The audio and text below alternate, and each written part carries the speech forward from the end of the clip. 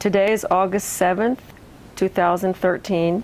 My name is Margaret Alfonso, and I'm interviewing Dolores Silva, who lives in Lafayette, Colorado. This interview is being recorded for the Boulder County Latino History Project and the Maria Rogers Oral History Program. The interview is being filmed by Jason Romero, Jr.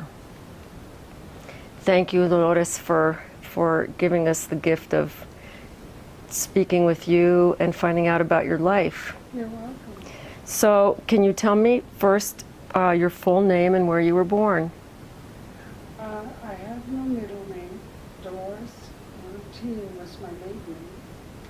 And I was born in Denver, no hospital. I was born in my mother's apartment by a doctor. Well, I guess you don't call her a doctor. She was a lady doctor, but she was covered lady, and she would go to the homes. Midwife, that's what we call it. Yeah. And I was born with her. Okay. And what were your parents' name and where were they born? Okay, my mother's name was Rebecca Martinez, and she was born in Raton, New Mexico, and came to live in Denver, and met my dad when she was here, close to Lafayette. She would come out to Lafayette, to Erie, to different places, and she met my dad. And my dad was a professional baseball player. Oh. And she met him, and they married.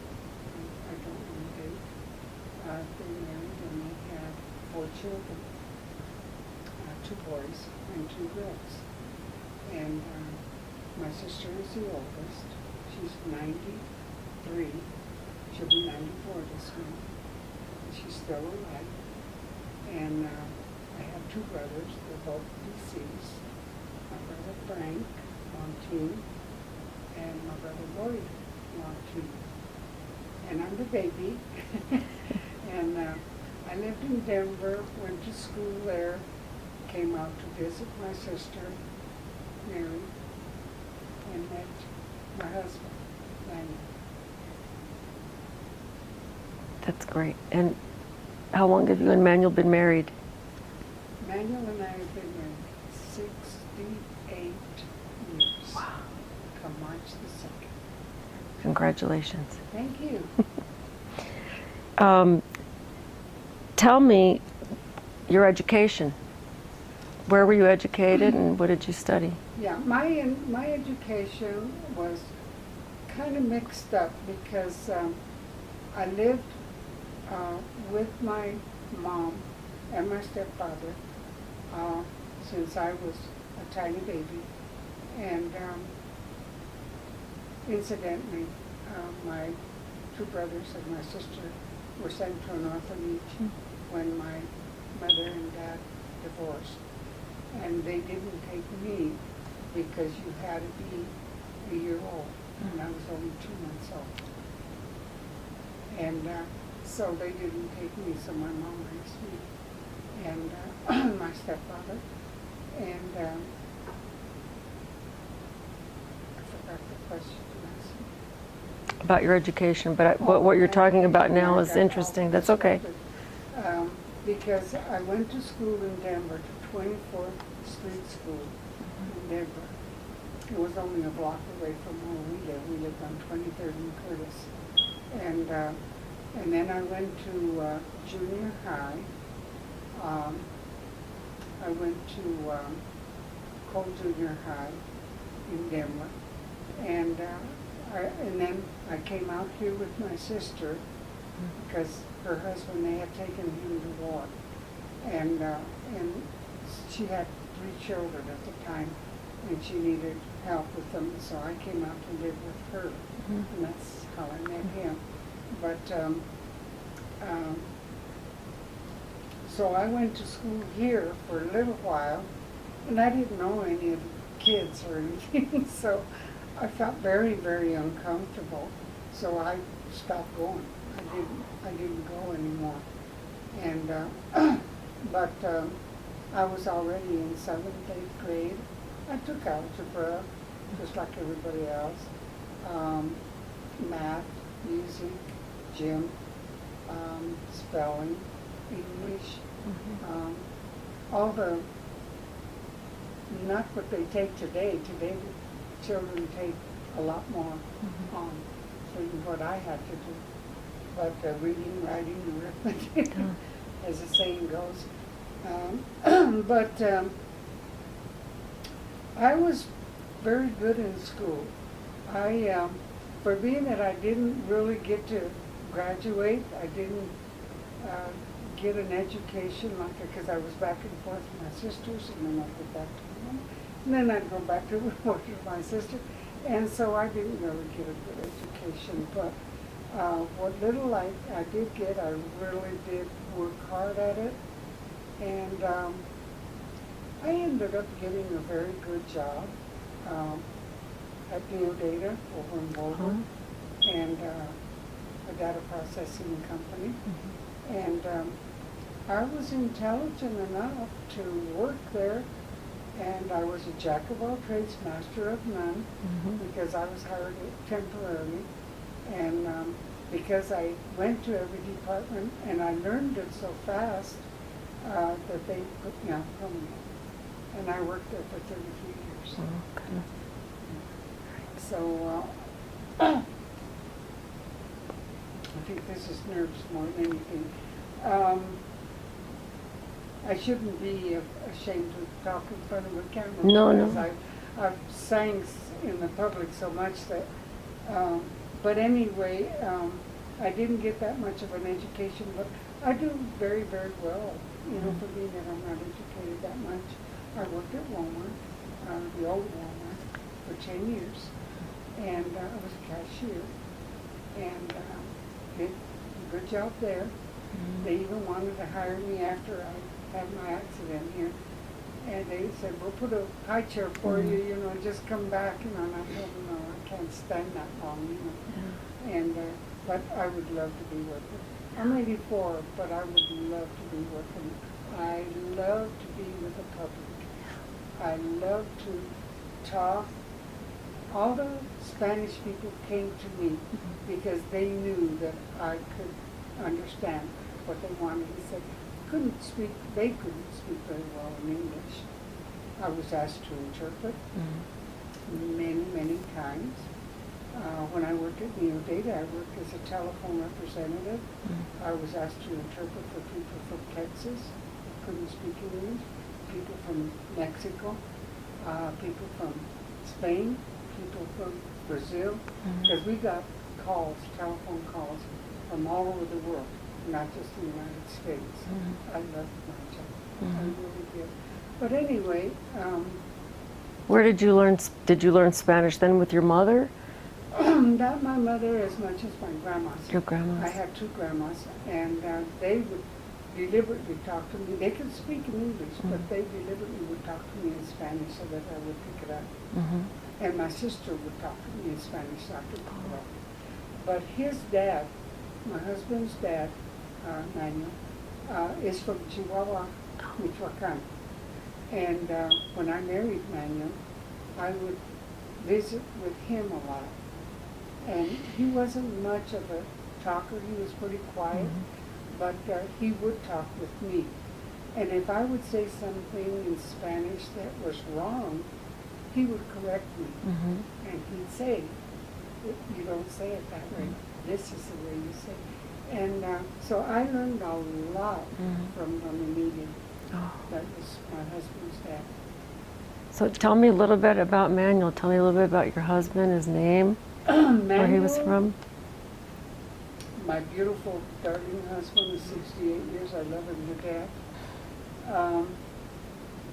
His dad was from Chichopa, Michoacan, Mexico. And he came to the United States and met his mother, and Andrea Borrego. And they were married. They have 4 children. Manuel is the oldest. He had a brother named Ernest Silva. He has a sister, Emily Silva, that lives next door, and a sister, Teresa, who passed away from diabetes. And a brother, he has a half-brother, Albert Borrego. And he goes by Borrego because they raised him instead of Silva, but he's a Silva. But anyway, that was Andrew's family. So how many children did you and Manuel have? 2. 2 children. We have a son. His name is Charles Manuel, but we call him Chuck. And he's going to be 66 next month.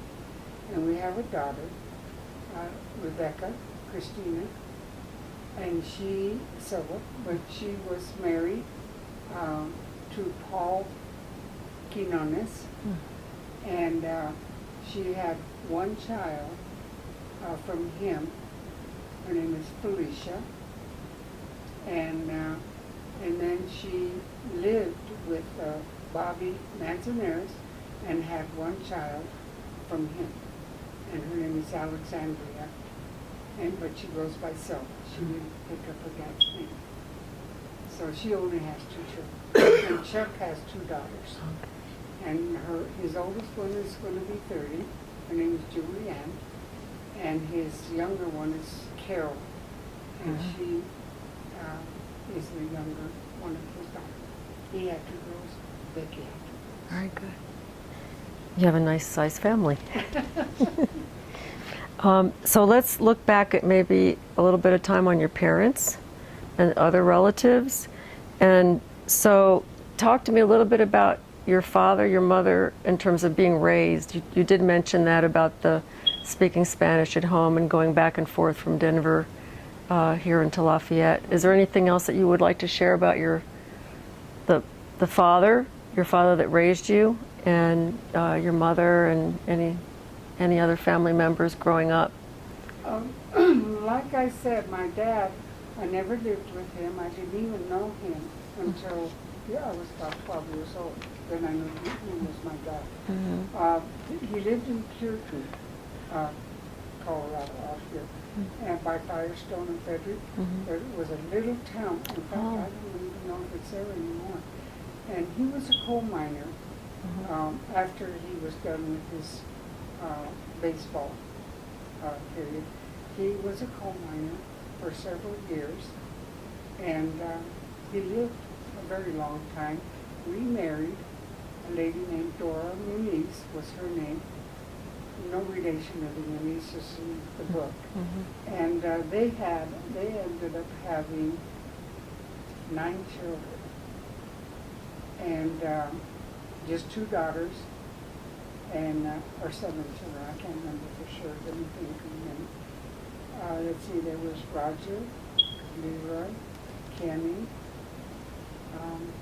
Everett, Butch, Savino, and Julia.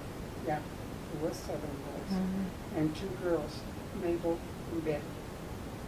And my brother Kenny just passed away about 3 months ago. My brother Savino passed away 8 years ago. And Julian, my youngest brother, was killed going to work. And so that's the rest of them are all still alive. And Mabel has a boy that his hair is so bright red it hurts your eye to look at him. Real red, he comes full of freckles and very, very light. Very light.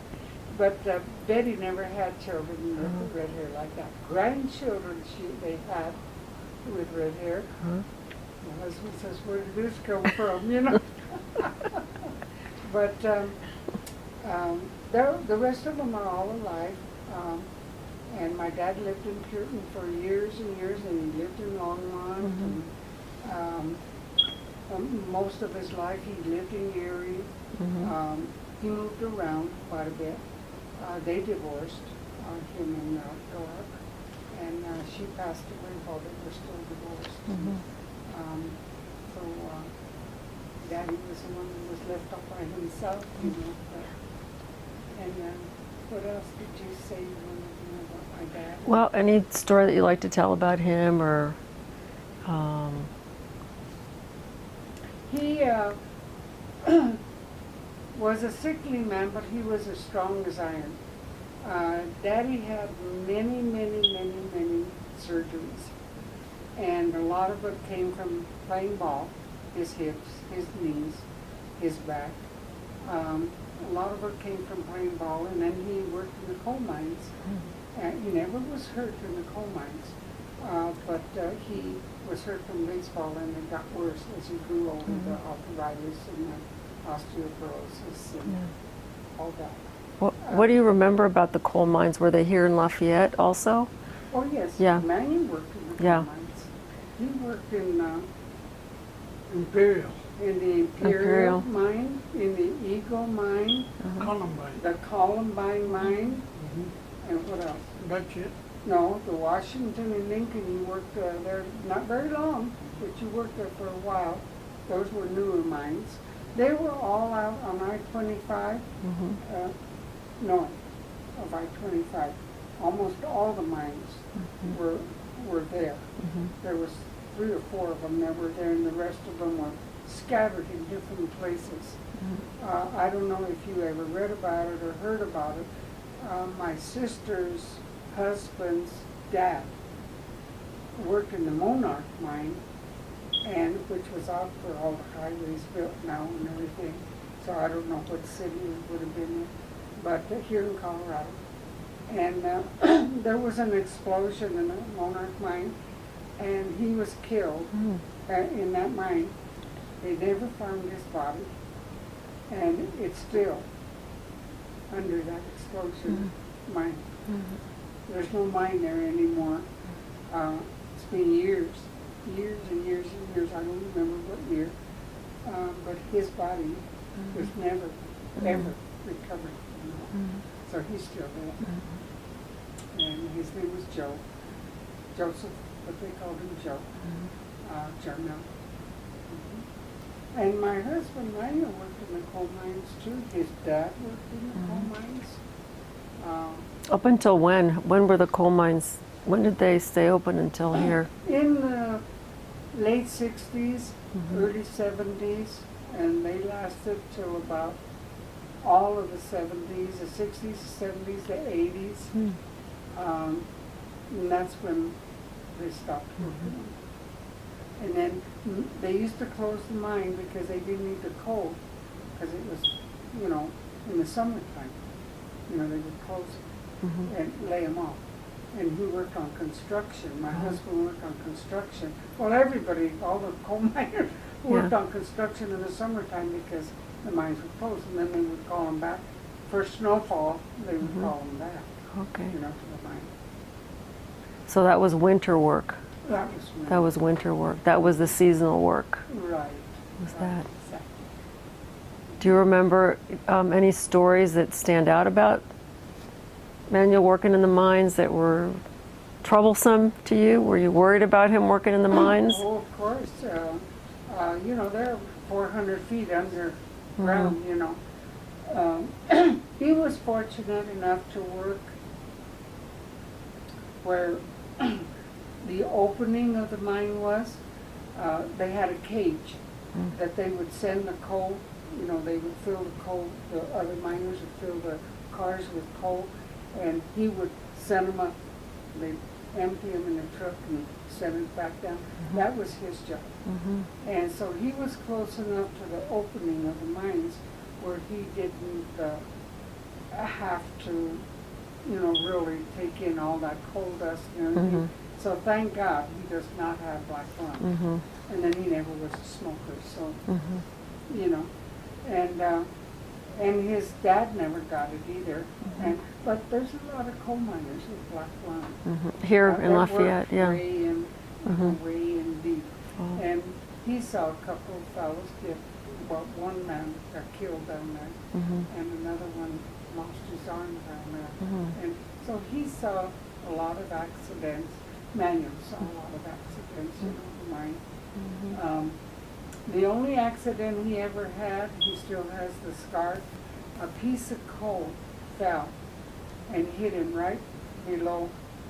Thank God it didn't hit his eye, but it hit right below, right in here, and he still has a scar. But it was just a small. And then another thing, he was a fanatic about keeping all the coal in the cars, and he saw a piece of coal that needed to be in the car, and he reached over to do that, and there was like a suction hole on the other side, and you know, that air, you know, and it sucked him right through that. He didn't even know what happened, but he didn't pass out. Oh my goodness. Nothing. So the vacuum The vacuum was from the strong air, enough to take a whole body A whole through body. there. a whole body. It took it through. What did they have to do to get him out? Nothing. He landed. Came on out the other end. Nothing happened to him. Oh my goodness. He didn't pass out. He didn't go unconscious. He just said, "What happened?" Oh my God. Yeah, yeah. And they used to call him Porky because he was heavier, way heavier than he is now. Yeah. So some of his friends still call him Porky. And he was heavy. How he got through that hole, there was just enough suction through that hole. That's where they used to get their fresh air throughout the whole mine. And there was just enough suction to suck him through. But it was not big enough. Really, if they'd have tried to put him through that hole, they could have never done it. Isn't that something? That is amazing. They didn't have to call a doctor, an ambulance, nothing. Well, thank goodness for Thank that. God. Thank God for that. That's right. Wow. Yeah.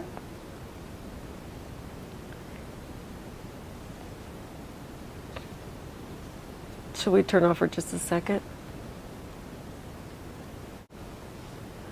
This is Dolores again, and I'd like to introduce my husband, Manuel Silva, and he is my husband of 67 years. March the 2nd, we'll be married 68 years. Manuel, say hello. Hello. Just tell him my name is Manuel Silva. My name is Manuel Silva, How old 93 God. years old. 93 years old, yeah. Manuel, where were you born? Here in Lafayette, Okay. about a mile out on a little farm, He's a native. east of Lafayette, yeah. Native of Born Lafayette. here all my life, here in Lafayette. Yeah. So how long were you on the farm? Were you there for a long, long time? Oh, yeah. Yeah, about 30 years. And then you moved, and is that when you went right away to the mines Yeah. after the farm? Say yes. Yes. No. Yeah. What do you remember about the mines? Well, I remember everybody used to be a coal miner then, everybody, because that was the only jobs around. We paid good money. So that's why I was a coal miner too. And his dad was a coal miner. In Lafayette also.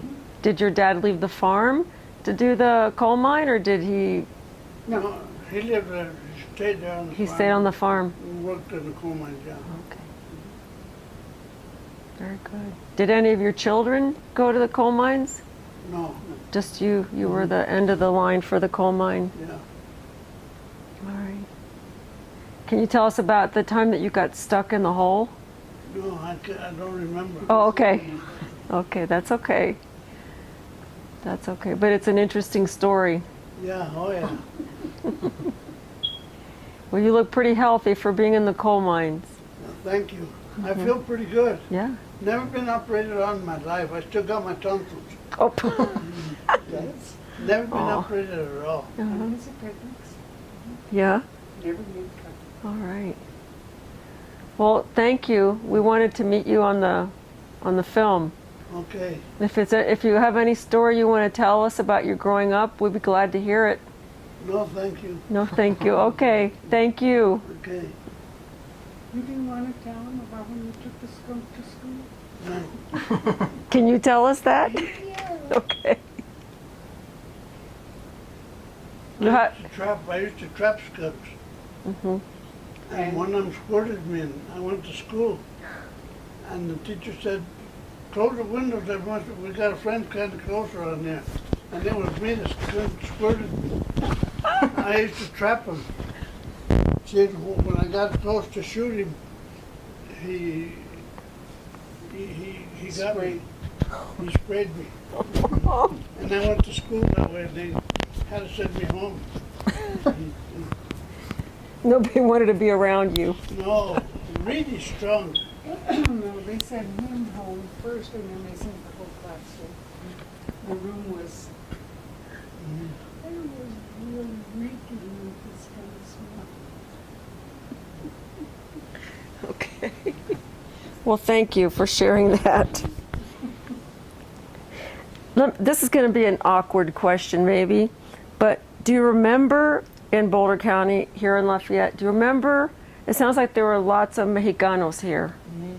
Yeah, there's a lot of Mexicans. All these years. And did you all live with the Anglo people also, or was it mostly Mexicans here in Lafayette? No, with the Anglo peoples. Yeah. No, it was never all Mexicanos. Okay. And how did you all get along? Fine. Good. Yeah. Mhm. They had grocery stores here and things, and the people went, and they even would put their groceries on credit, and yeah, they were very nice. Never had any problems. Uh-huh. No riots. Yeah. Yeah. Nothing like that. Yeah. So were there a lot of Italians here too, like in Louisville? No. Oh, not here. Okay. Louisville. Okay.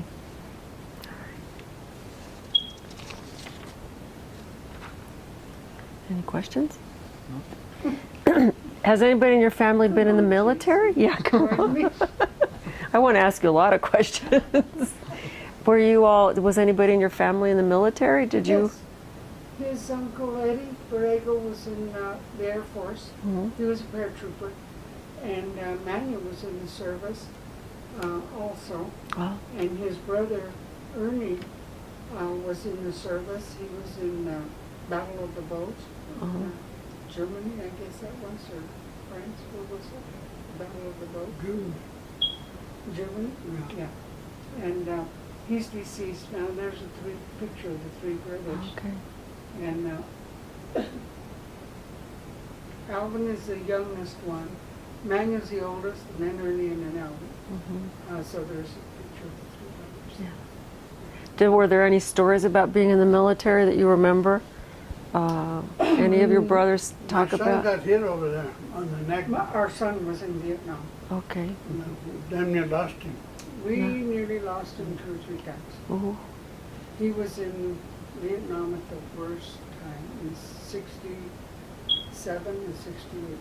And that was the worst time. Mhm. That was a bad 2 years. Mhm. And we nearly lost him 3 times. So, What level was he in? Was he infantry or? yes, Yeah. he was in the infantry. Did he ever come home because of his injuries, or No. they put him back They- online? Yep, no matter how much, unless you lost an arm or a leg or, you know, they would never send you home. He got injured. He still has problems. He got hit with shrapnel here, and they had to operate on him and his tongue and everything. And he would, his saliva would, you know, come out just on its own. You know, he always had to keep cleaning himself, and he couldn't talk good. You know, for a long time after that, he would slur his words. But no, they put him right back out in the field. This is a kind of a loaded question, but when any of the family was in the military, did they talk at all about being treated differently because they were of Latino descent, Hispanic descent, or did that subject ever come up? No, It never. Never came up. So everybody was treated Yeah, equal. equal. And he was in the CC camps when he was how old? About 16, 17. He was in the CC camps in Boulder. Oh. What were the CC camps? Civilian Conservation Corps. Mm-hmm. It was like I a didn't job. think he was going in. Hold on, Manuel, hold on. Can we put that closer to him so we can capture him?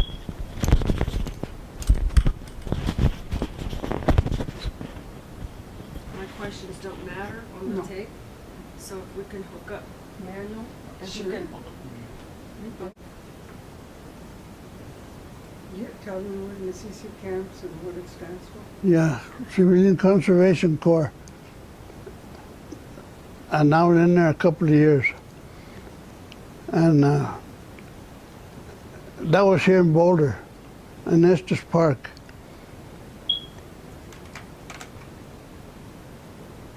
What did you do for them there? Work like a laborer, did odd jobs. Did you work in the national park? Yeah, Is that where you were? mm-hmm. How old were you then, Manuel, when you worked for them? Do you remember? About 17, 18. Wow. Mm-hmm. Do you go up to the park very much now? Yeah, once in a while go to Estes Park, yeah. When you go up there, you go, Mm-hmm. I worked on this. Yeah, Yeah? You must be proud of that, yeah, I am. because that's like beautiful work. Yeah. Yeah, like Chautauqua Park. They used to take him down there to cut the grass and things like that. Mm-hmm. Wow. You all learn something new with these stories. Yeah. Uh-huh.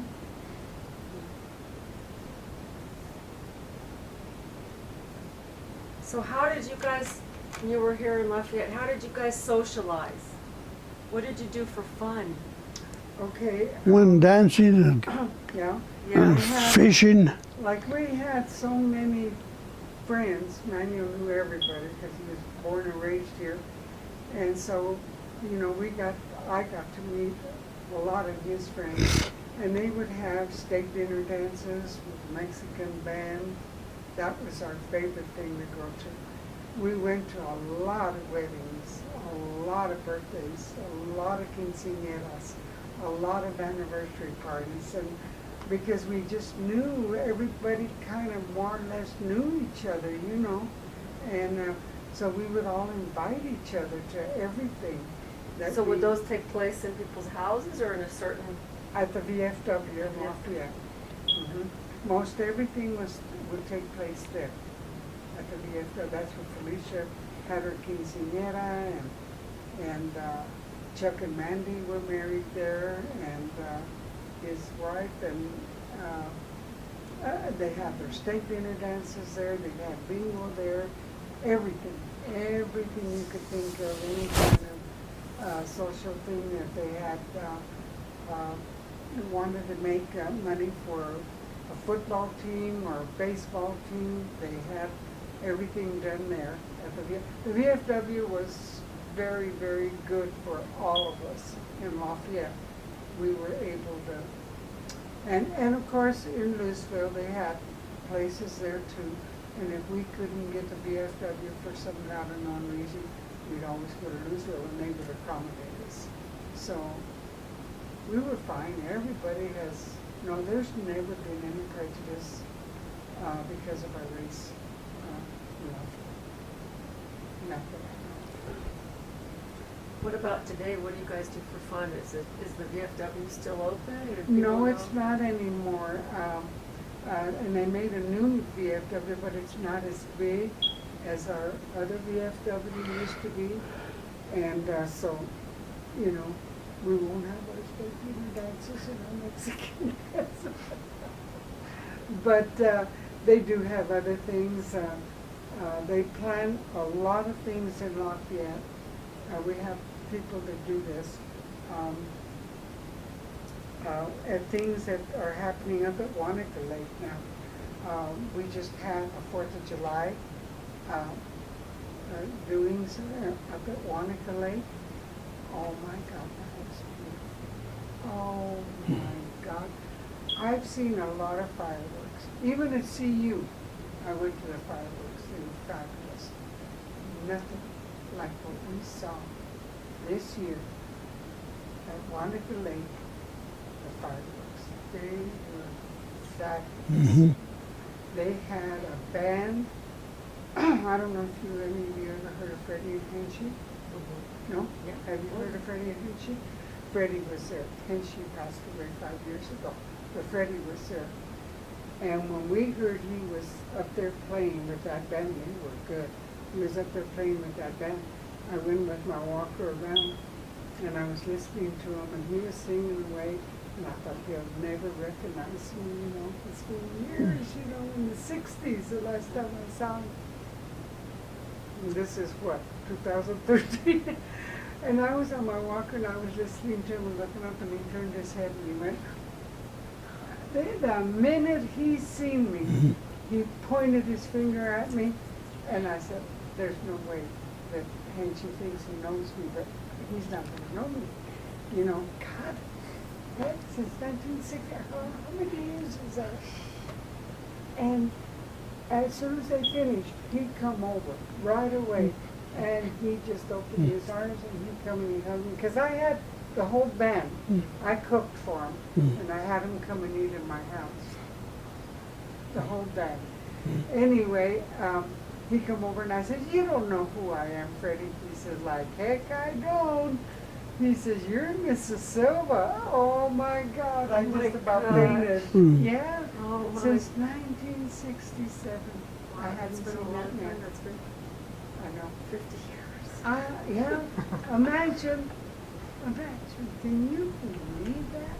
So I have to ask you, at some point in time, would you feel comfortable enough to sing us a song?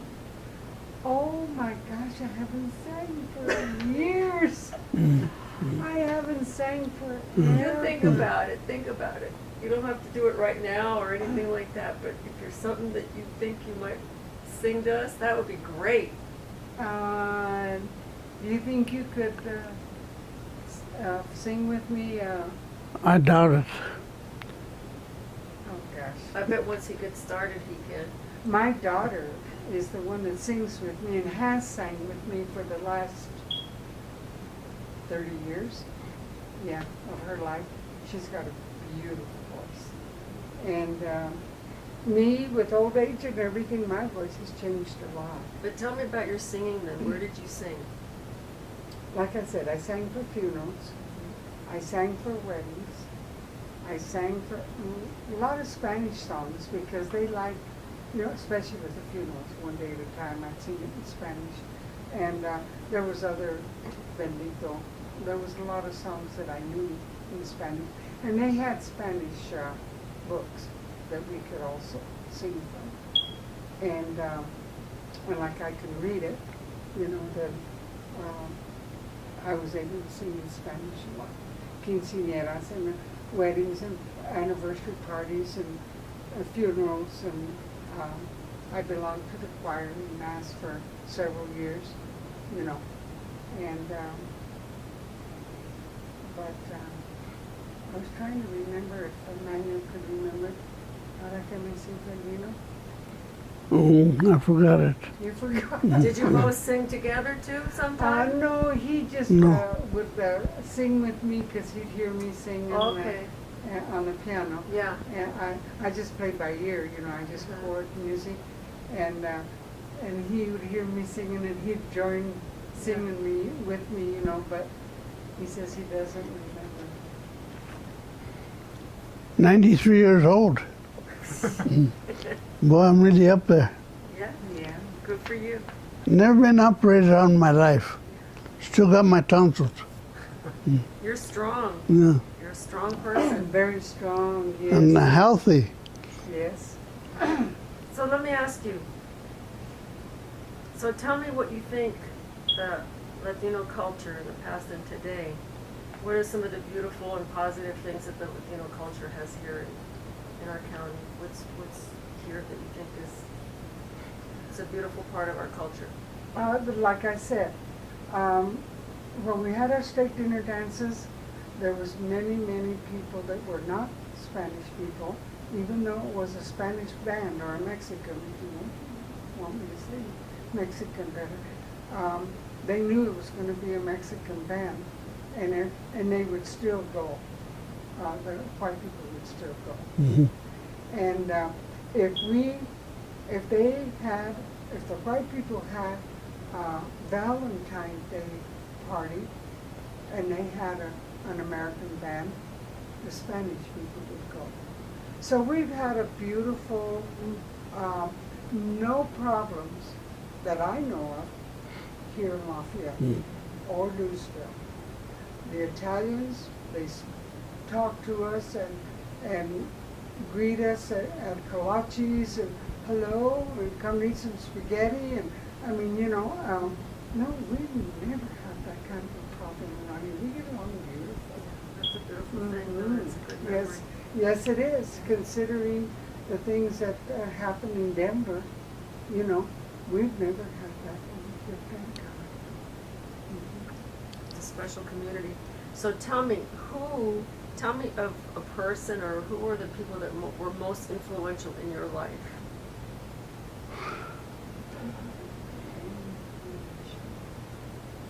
And it doesn't have to be family. It can be people outside of your family, not necessarily your family. Whoever.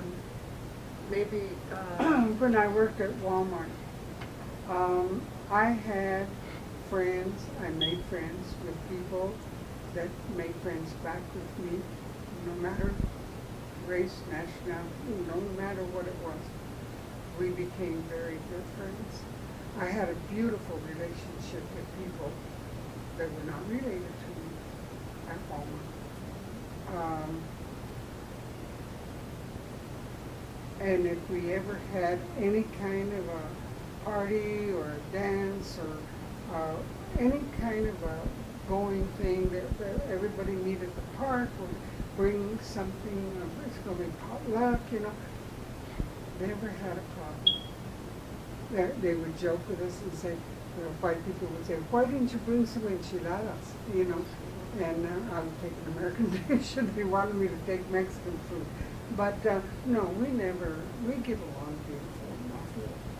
No, there's no race problem here at all. Beautiful city to live in. I used to like it when my kids were in school. Chuck, there was 42 people in Chuck's class that graduated. The year he graduated, my son. And there was 49 people when Becky graduated. We had a few more. And now they consolidated with Louisville, and now there's 700 and 800 kids. Today. It's a big That city. is unbelievable. It's grown a lot. So tell me, is there anything else that you would like to share about your life, about you and your husband's life, your family's life? Any stories that you go, I want to tell them that story that you'd like to share with us? Yeah, I'm trying to think. My mother's parents were killed in a car accident when she was a baby, and they lived in New Mexico. They lived in where the reservation is, Taos? Is it Taos? And the Indians there took my mother and raised her. And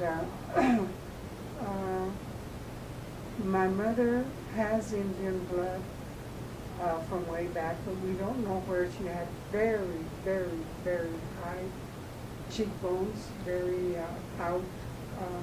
You could tell my daughter, her hair, she could sit on her hair, and she looks like Indian because she has never worn any makeup, never.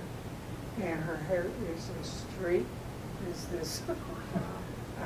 So we have Indian blood in us. We don't know for sure just what nation we were, but. How long was your mother with the Taos people? How long was she there being raised by them? Believe it or not, when she was 17, the Indians would not let her date or anything. And when she was 17, she got on a horse from the Thank Indians you. because they had horses and run away from there. And she met my dad. I don't know. I never did ask her exactly where she met him, but she met my dad in that runaway, and they got married. So did she speak the native language with the Taos people, with the Indian people there? No, because they could speak in English. Oh, okay. And so they taught her English because they knew she wouldn't stay there, Mm-hmm. you know. And they taught her English. And believe it or not, they taught her Spanish. Yeah. Because there's a lot of Indian people that do speak Uh-huh. Spanish language. So Interesting. they taught her how to speak in Spanish too. But she was at that age where she couldn't stand it no more, and she got on a horse. Uh-huh. And away she went. Oh, God. What a And I story. never knew where she met Daddy. Mhm. But they were married. I never did ask Mama how many years they were married, but she lived. She had 4 children from Daddy. Yeah. You know, Yeah. and so, and that's how many Manuel's family had too. Was Mhm. Mhm. 1, 2, and a half brother. Yeah. I was trying to think of anything else that I could.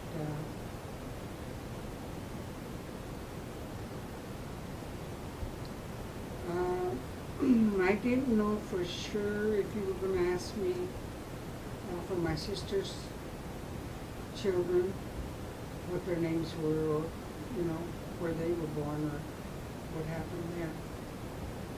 So I didn't.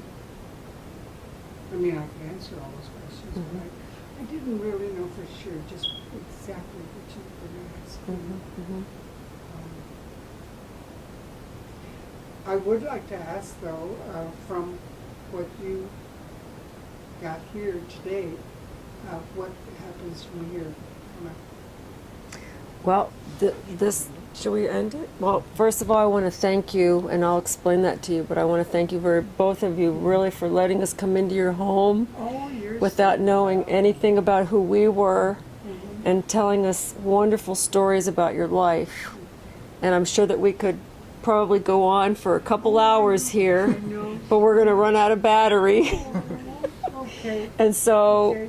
you know, if you would ever like to tell more stories, you let us know, because Okay. really you have really wonderful stories to tell, Okay. and All right. and it's been a joy, really. Oh, Thank you so much. You were very kind. Yeah. Thank you. It was very nice Uh-huh. meeting you. Yeah, this was